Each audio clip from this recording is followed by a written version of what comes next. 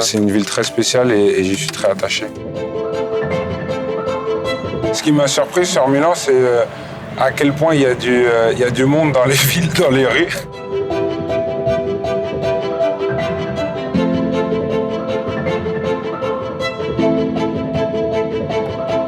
Le football, tout d'abord, c'est une passion, c'est un rêve, une joie et ça représente ma vie.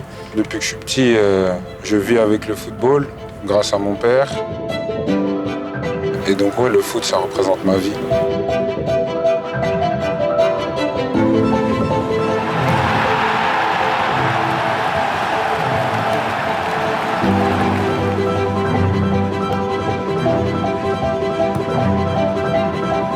Milan, a vibrant, dynamic city, combines the allure of its glorious past with its appeal as a beacon of modernity and innovation. Here, the prestige of its centuries-old history has evolved into its current role as the beating heart of fashion and design on the international scene. The capital city of Lombardy responds to and meets the needs of all its leading sectors, finding effective, sustainable solutions while simultaneously anticipating the future.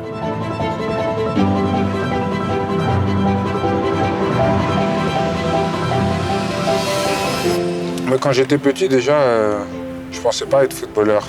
J'aimais juste jouer au foot. J'ai su, vers l'âge de 9-10 ans, que mon père était vraiment un joueur de foot. Avant, je savais pas quel métier il faisait, je savais juste qu'il jouait au foot avec moi à la maison.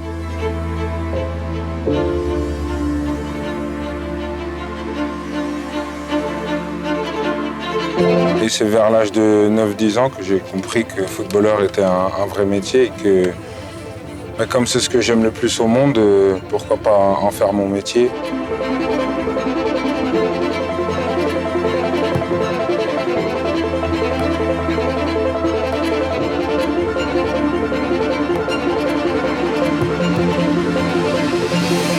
Je suis né en Italie, j'ai vécu 4 ans à Parme, 5 ans à Turin, ensuite j'ai vécu 2 ans à Barcelone et je suis rentré en France. Comme j'ai grandi en Italie, c'est vrai que j'ai plein d'habitudes italiennes. J'ai grandi avec la culture italienne.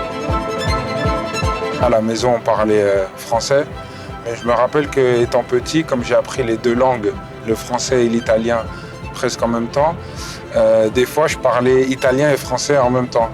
Et c'est mes parents qui devaient me corriger et m'apprendre que ça, c'était l'italien, ça, c'était le français. Mon lien avec Milan, je pense que ça fait qu'1 an que je suis ici, mais c'est déjà un lien très fort parce que j'ai toujours voulu vivre dans une grande ville, une ville, on peut le dire, Milan c'est un peu une ville internationale avec plein de différentes cultures. On peut y trouver plein de différentes nationalités et en même temps on sent qu'on est en Italie. Donc c'est une ville très spéciale et j'y suis très attaché. Un quartier que j'adore à Milan, franchement, c'est le quartier de Brera. Parce que quand on arrive, on sent vraiment c'est comme si on rentrait dans l'intimité de Milan. Alors que quand on est à Via Monte Napoleone, où j'allais souvent, c'est des magasins, mais bon, il y a des touristes. C'est des magasins, c'est du luxe. Donc ça veut dire qu'il n'y a pas vraiment d'histoire. Mais Brera, j'ai été, et franchement, il y a des petits cafés, il y a des petits bars, il y a des beaux restaurants. Il y a même des voyantes qui te prédisent l'avenir. Et franchement, c'est un quartier magnifique. Et ouais, on dirait vraiment on rentre dans l'intimité de Milan, comme un petit quartier secret, et j'adore.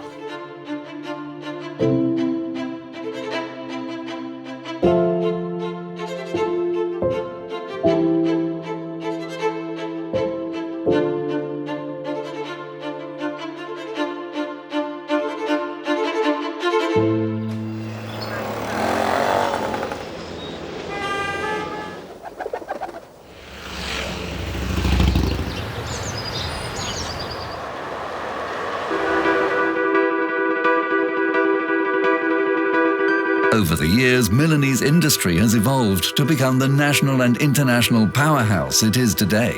A good illustration of this is the electronics sector in the eastern part of the city. The district provides total and constant support to its wide range of client companies, assisting customers in the design phase and guaranteeing them products of excellence that perfectly embody the quality of the Made in Italy brand. Sur le district électronique, oui, j'ai entendu parler. Et je sais qu'aussi, il y a un salon de la technologie. La technologie dans le foot, c'est vraiment une nouvelle chose et quelque chose de plus en plus grand. On peut le voir aussi avec la VAR. La VAR, il y a 10 ans, n'existait pas et aujourd'hui, elle existe. Et aussi, il y a la technologie au quotidien, aux entraînements. Il y a de nouvelles machines tous les jours qui sortent pour aider à nous récupérer ou nous aider à mieux performer. Donc c'est vrai que la technologie, mais je pense pas que dans le foot, aussi dans la vie de tous les jours, est en train de prendre un grand pas sur nos vies.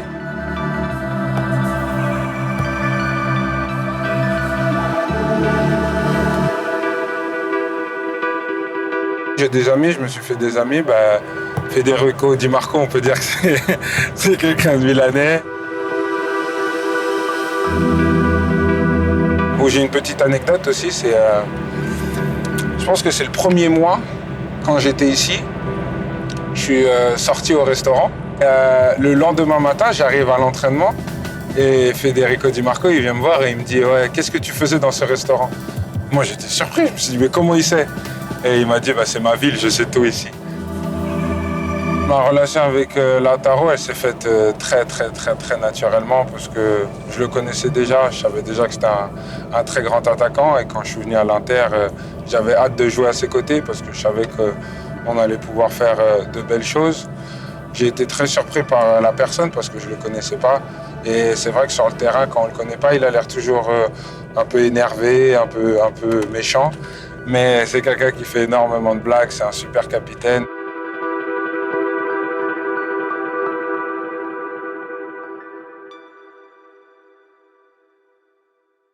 Je pense que toutes les villes sont très différentes. J'ai joué dans de grands clubs, mais qui n'étaient pas dans d'aussi grandes villes que Milan. Avant, j'étais au Borussia Mönchengladbach, à Sochaux, à Guingamp. Donc c'est sûr que c'est des villes beaucoup moins grandes que Milan. Et quand on arrive à Milan, on sent vraiment la pression des supporters. Quand on va au restaurant, quand on marche dans la rue, on sent vraiment qu'on est attendu et que les gens attendent beaucoup de nous. Si on sort au restaurant peut-être dans la semaine, ils vont nous dire est-ce que tu es prêt pour le match de ce week-end? Et ça, tout de suite, tu sens que la ville est derrière toi quand tu rentres sur le terrain. Le jour du match, c'est le jour où, on va dire, comme si on était des chanteurs, c'est le moment du concert. C'est le moment où on va rencontrer les supporters au stade. Et San Siro, c'est un stade à part, 75 000 personnes qui vous soutiennent. C'est sûr que ça fait la différence. Et oui, si je devais choisir un jour en particulier, ce serait le jour du match.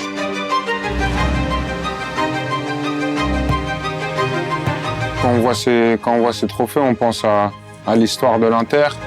On comprend qu'on est arrivé dans un club avec une histoire très forte et avec des très grands joueurs qui ont joué ici, comme Ronaldo, Adriano. Et on sent que quand on va mettre le maillot de l'Inter, on représente beaucoup plus que nous-mêmes. On représente une histoire et une ville.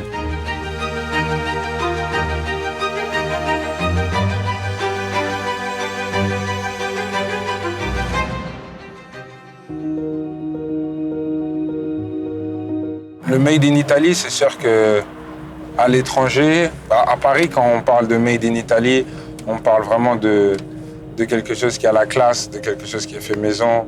C'est vrai qu'à Paris, on parle souvent, quand on parle des Italiens, de la Dolce Vita. Et quand on vit en Italie, on sent vraiment que c'est très agréable de vivre en Italie. Il fait beau, les gens sont gentils, la nourriture est bonne. Et les gens sont très accueillants, comme je l'ai dit. Donc c'est vrai que le Made in Italy, c'est quelque chose de très reconnu dans tout le monde. Le moment spécial, je pense que c'est le but contre Milan AC, mon premier but. Le deuxième but au retour, il était très spécial aussi, mais la saison était passée, les gens me connaissaient, donc voilà. Mais le premier but, les gens se demandaient c'est qui Marcus Thuram? Est-ce qu'il est fort? Est-ce qu'il n'est pas fort? Et je pense que marquer ce but-là aussitôt dans le championnat et dans ce match-là à San Siro, je pense que c'était un moment très fort pour moi et pour les supporters. Quand je suis arrivé ici, Tout le monde savait que c'était un objectif clair de gagner le championnat. On a fait une saison fantastique et on a vraiment senti la joie qu'on leur a procurée. Et je pense qu'on joue au foot aussi pour ça. On joue au foot pour donner de la joie aux supporters et pour rendre la ville fière. Et par exemple, quand on a gagné le Scudetto, on a pris le bus et on a été faire une parade. Et j'avais jamais vu autant de gens comme ça dans la ville et c'était incroyable. Et quand on voit des choses comme ça, ça nous donne envie de nous battre pour les supporters. Pour certaines personnes, on a l'impression d'être des super-héros. Quand on rentre sur le terrain, on pense à ces gens-là et on sait qu'on a une responsabilité de rendre aux supporters.